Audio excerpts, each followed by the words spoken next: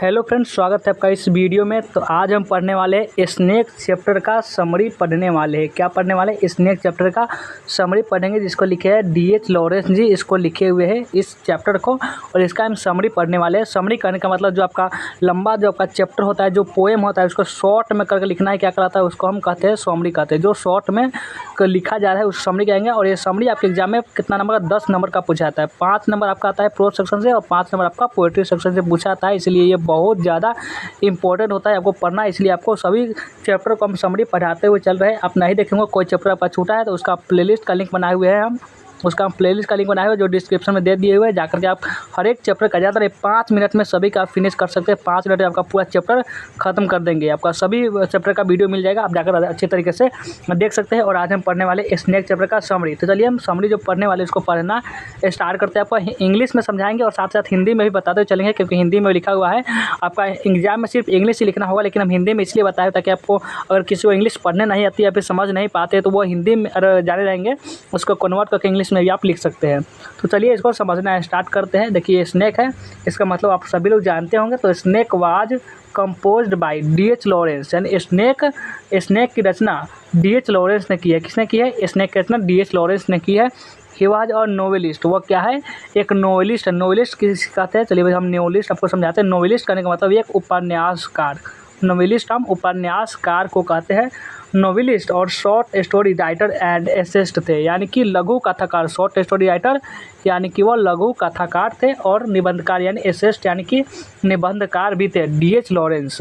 और उसके बाद इन दिस पोएम इस कविता में, दिस पोएम यानी इस कविता में भी writes about an instant which took place in summer, यानी कि इसके बाद क्या कहते हैं? चलिए इसको समझते हैं कि वे गर्मियों में घटी एक घटना के बारे में लिखते हैं। वे गर्मियों में घटी यानी आपका इंसिडेंट, यानी गर्मियों में घटी एक घटना के बारे में लिखते हैं। इस आपका जो पूरा पोएम है इसमें एक घटना के बारे में लिखते हैं जो उनके साथ घटित हुआ था।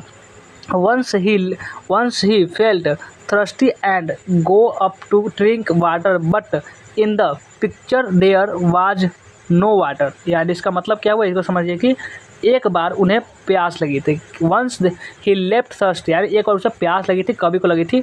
और and got up to drink water, but in the picture there was no water, यानी इसके और वे पानी पीने के लिए उठे लेकिन घड़े में पानी नहीं था। वो गर्मी का मौसम था, वो पानी, उनको प्यास लगी थी, पानी पीने के उठे, लेकिन जो क्या था, घड़ा में जो होता है, जिसमें घड़ा एक पात्र होता है, इसमें पानी रखा जाता है। आप देखे होंगे या फिर नहीं देख हो सकते हैं।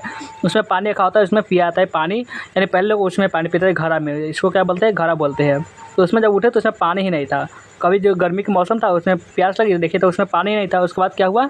चलिए इसको समझते हैं। उसके बाद बाकी so talking the picture his started going towards the tap, यानी कि इसलिए वह घड़ा लेकर नल की ओर जाने लगे, यानी घड़ा लेकर जिसमें पानी भरा जाता है लेकर नल की ओर जाने लगे।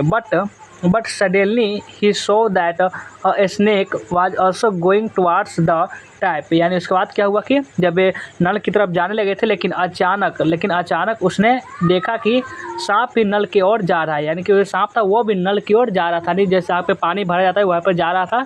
और उसके बाद क्या हुआ कि the poet was momentized by the science and moment of the snake, यानी उसके बाद क्या हुआ? कवि सांप के दृश्य और चाल को देखकर मग्नमुग्ध हो गए, यानी कि वे बहुत खुश हो गए। मग्नमुग्ध होना यानी कि बहुत ज़्यादा वो उनको देख खुश हो गए। The poet was mesmerised by the site and movement of the snake, यानी कि उनको देखकर मग्नमुग्ध हो गए थे। और उसके बाद क्या हुआ? चलिए उसको भी हम बताते हैं। उसके बाद के the snake started drinking water, यानी कि सांप ने पानी पीना शुरू कर दिया। उसने जिसके लिए वो आया था पानी पीने के लिए, वह पानी पीना स्टार्ट कर दिया। But he kept watching however as the snake partly entered the hall, यानी कि उसके बाद क्या हुआ समझिए, लेकिन वह देखता रहा है, कभी देखते रहे उसको। हालांकि जब सांप बिल में थोड़ा घुस गया, यानी थोड़ा सा घुस गया, समझिए आधा बाहर था और आधा अंदर था, थोड़ा घुस गया। उसके बाद क्या हुआ कि he attract it with a log, so he began to repeat as to why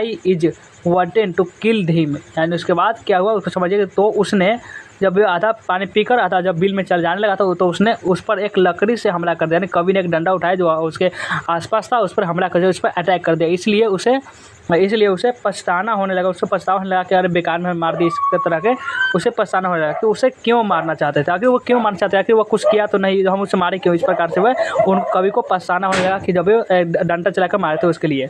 और सांप ने उसे कोई नुकसान नहीं पहुँचाया था, सांप ने उसे कोई नुकसान नहीं पहुँचाया था। कोई होता ना, अगर कोई हम नुकसान नहीं पहुँचाया था हम उसको क्यों नुकसान पहुँचाएंगे, इस तरह से फिर भी उसने उसे मारने की कोशिश की थी, कवि ने उसको, सांप जो था उसको मारने की कोशिश की थी, इसलिए कवि को पछतावा होने लगा था।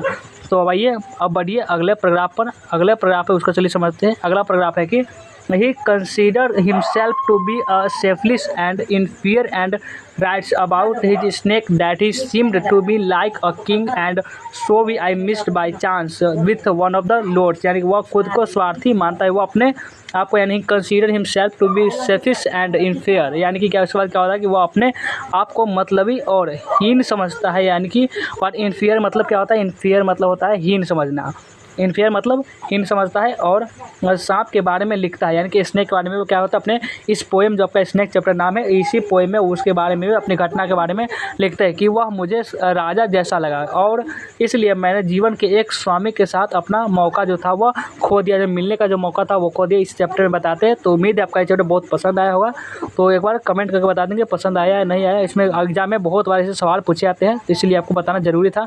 तो वीडियो को लाइक नहीं किया हो तो लाइक कर लीजिएगा, और जो भी न्यू क्वेश्चन होंगे वह चैनल को क्या करेंगे, वह चैनल को सब्सक्राइब करेंगे। चलिए वीडियो को एंड करते हैं, मिलते हैं फिर किसी नेक्स्ट वीडियो में।